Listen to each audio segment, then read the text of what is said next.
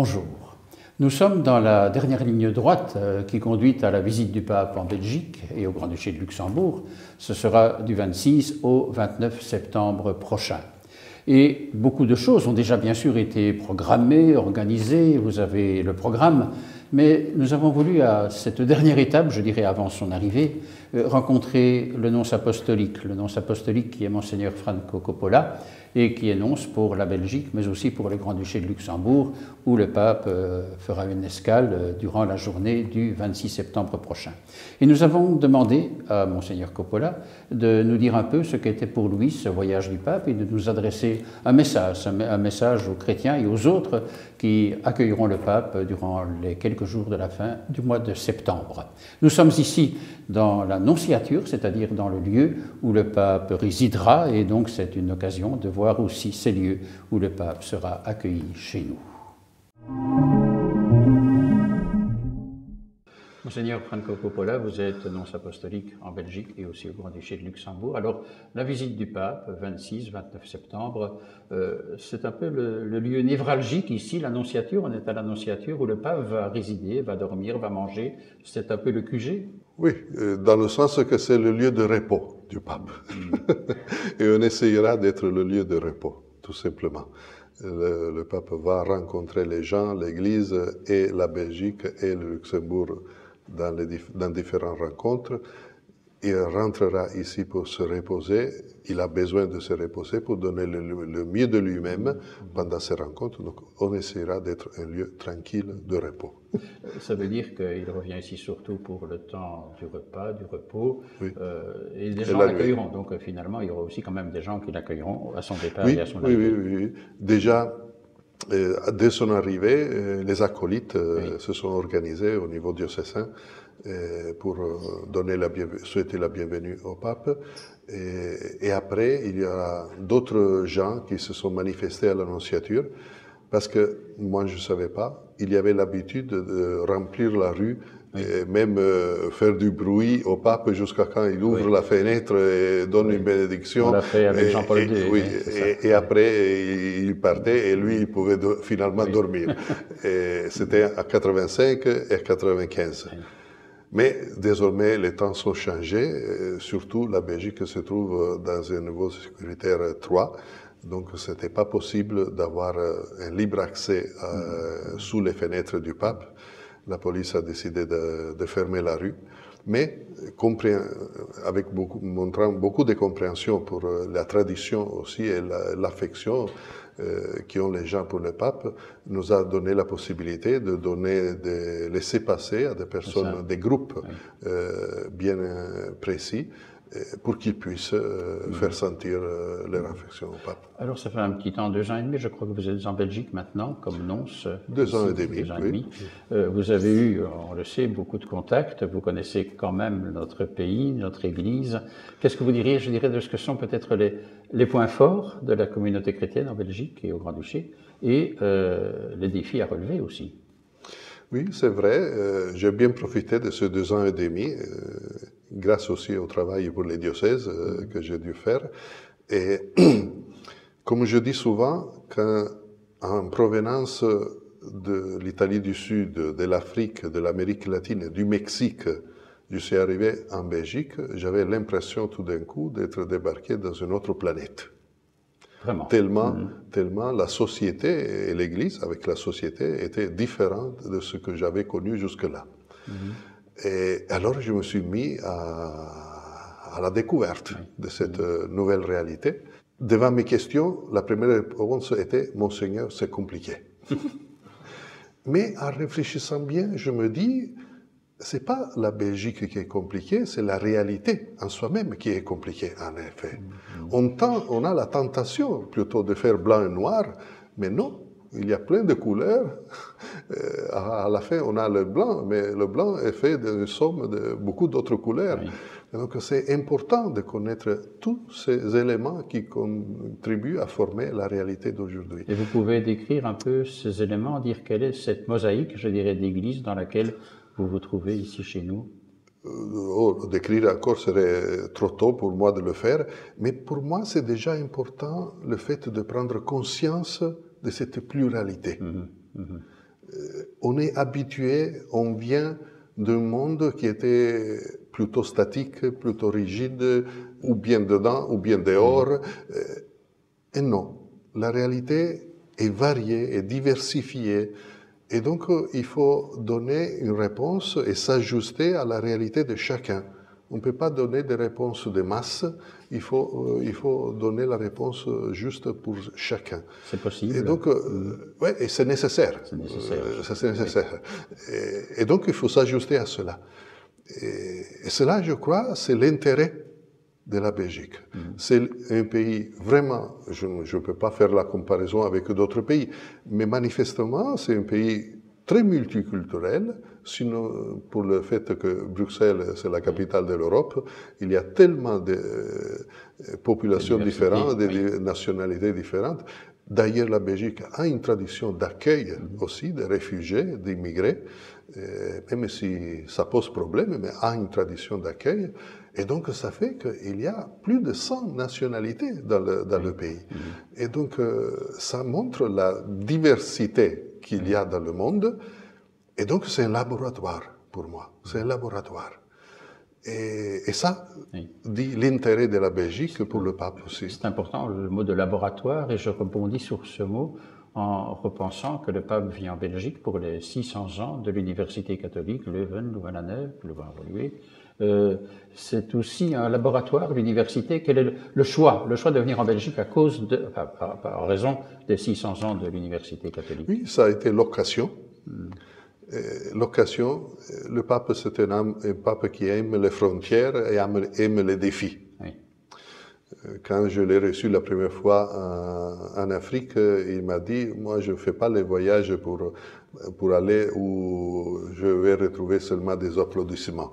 Je voudrais apporter un petit grain pour la construction de l'Église, là où ça sert.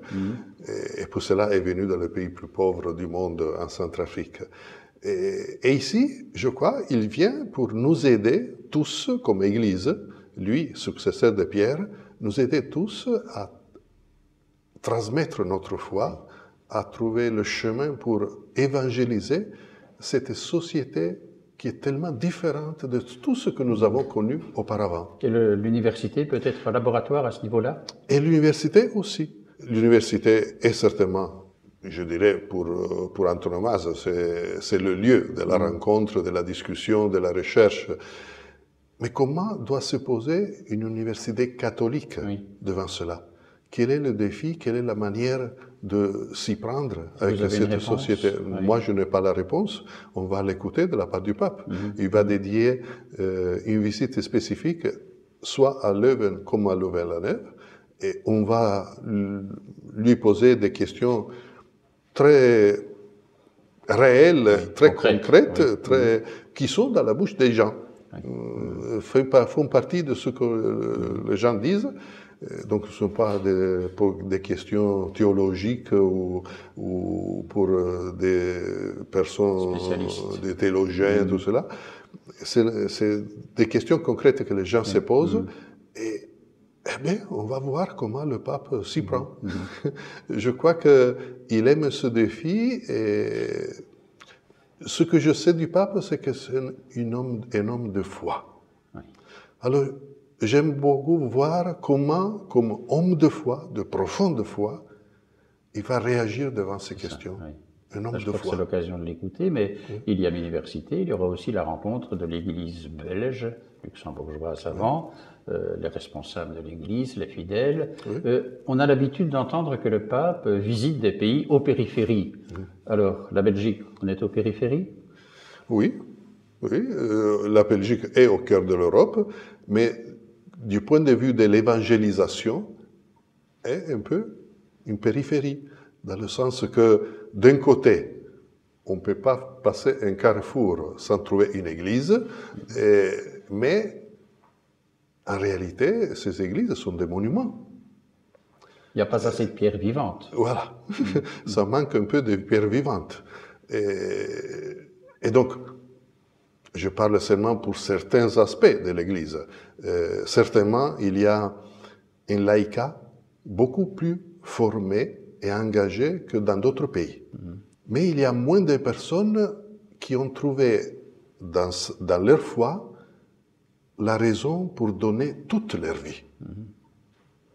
Il y a pas Personnes aussi, consacrées oui, ou dans les sacerdoces, religieuses ou sacerdoces. Donc on donne une partie de sa vie, mais pas toute sa vie.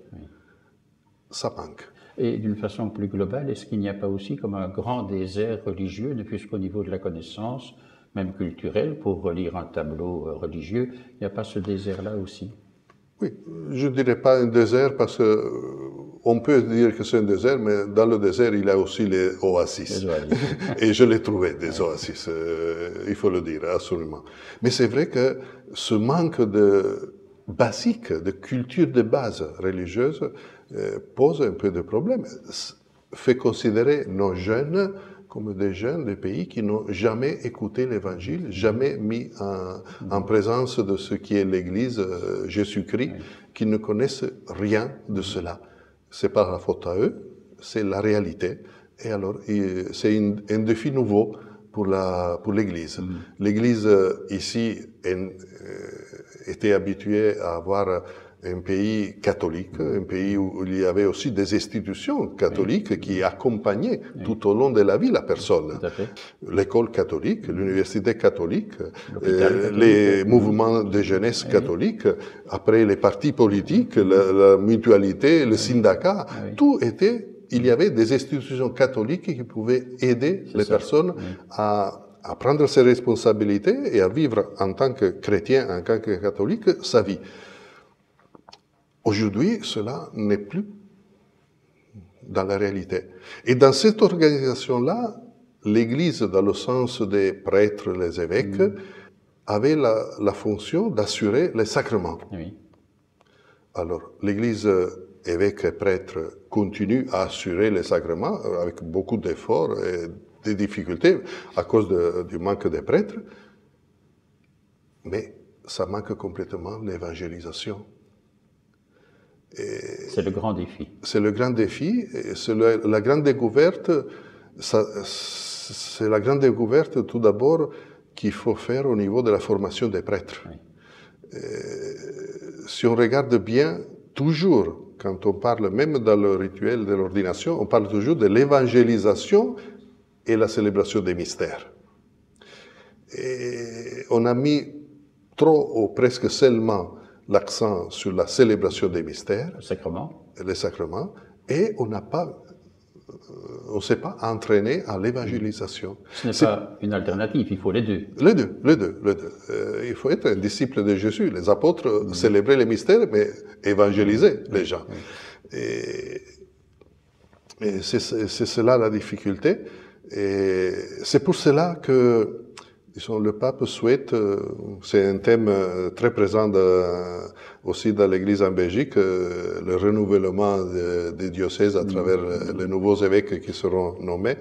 Le pape m'a demandé explicitement de sauter une génération. C'est-à-dire? Et le nouvel archevêque, c'est le fruit de cela, une cinquantaine. C'est-à-dire, les évêques actuels sont nés dans les années 40-50. Quand la Belgique était catholique, tout simplement. Quand ils ont découvert leur vocation, c'était un honneur pour leur famille. Tout à fait. Et personne n'a mis en question leur vocation. Ils n'ont pas dû la défendre.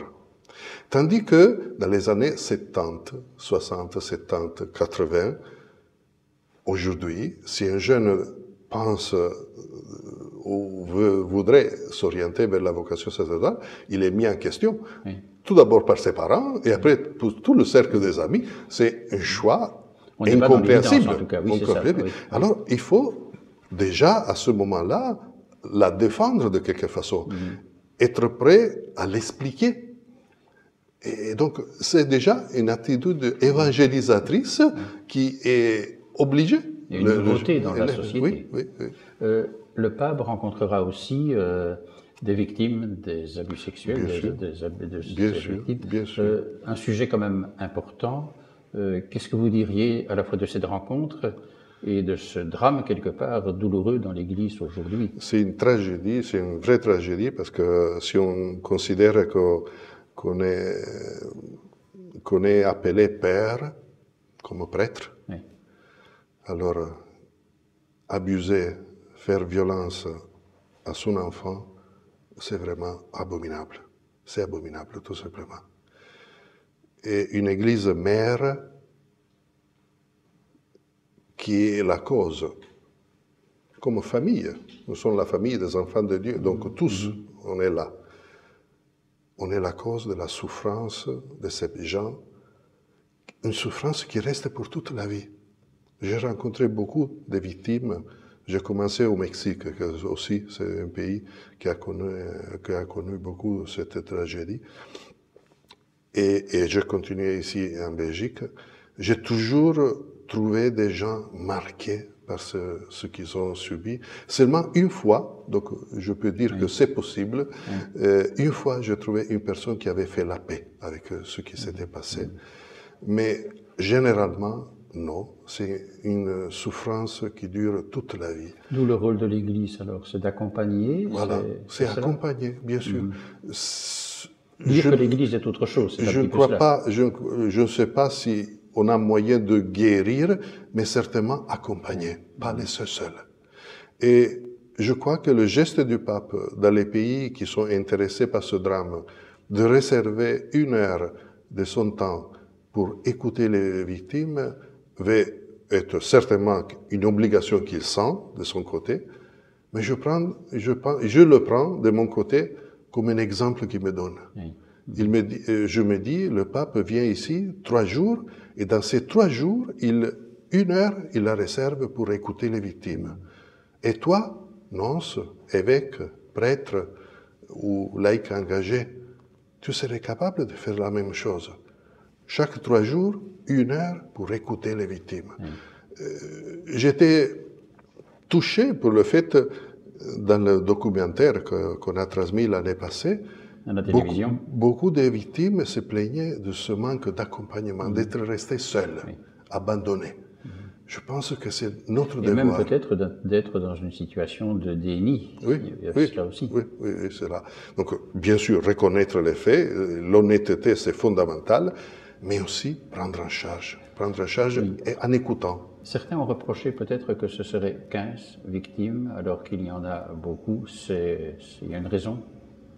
Bon, la raison est pratique. Comme c'est 1 heure, si on veut pouvoir les écouter et pouvoir dire quelques mots, ça ne peut pas être les 80 qui avaient demandé. Non, c'est ça. C'était impossible. Mais pour cela, je me dis, il faudrait que nous tous, comme Église, nous prenons exemple de cela pour faire de même.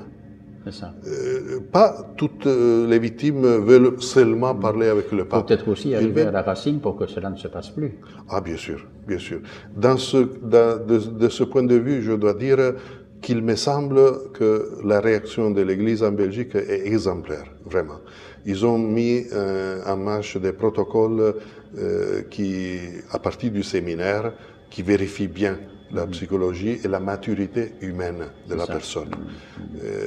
Donc, côté prévention, je crois qu'on est bien. Et en effet, je n'ai pas connaissance de faits qui se sont passés dans ces années. C'est ça. Dans ces années. C'est toujours des faits qui se sont passés il y a longtemps. Mais je crois qu'il faut garder le sens de responsabilité vis-à-vis de ces personnes et les accompagner. Oui. C'est le temps. Ils ont besoin du temps, de notre temps.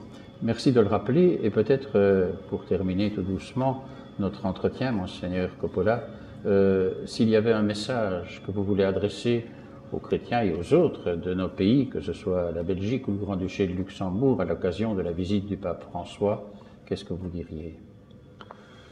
Bon, je suis toujours en difficulté quand on me demande de donner des messages. Je ne suis pas le type de donner des messages.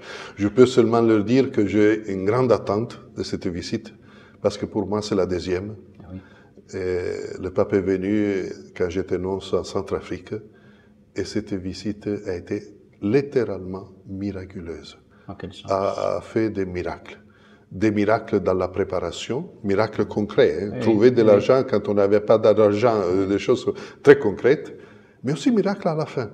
le pays était un pays sans force de l'ordre régulière et déchiré d'une lutte entre deux bandes de rebelles, une soi-disant pour protéger les chrétiens, l'autre soi-disant pour protéger les musulmans.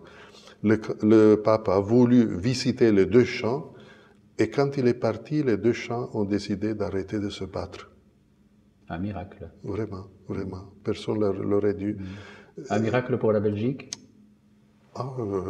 J'aime les surprises, donc je ne veux pas me l'imaginer, mais je dis, quand le pape bouge, c'est le Seigneur même qui bouge et qui sait que l'esprit des gens va être ouvert d'une façon spéciale à lui. Alors c'est le Seigneur même qui va prendre entrée dans nos cœurs et faire lui des miracles. C'est le Seigneur qui fait les miracles, pas le pape, pas moi, pas personne de nous.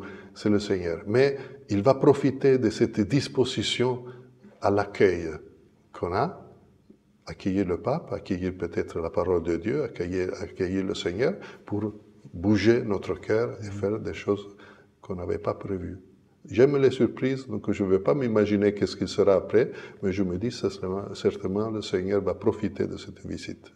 Merci de votre espérance, puisque c'est le thème aussi de la visite. Merci de nous l'avoir communiqué, Monseigneur. Merci à vous, Monsieur l'abbé. Merci.